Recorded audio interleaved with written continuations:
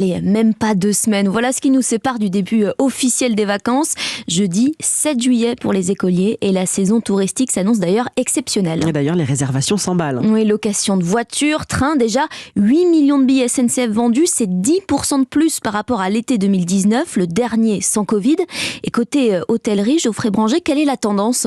Alors ça cartonne, c'est d'ailleurs déjà difficile de trouver des hébergements dans certaines régions comme en Corse, sur la côte basque ou encore en Bretagne.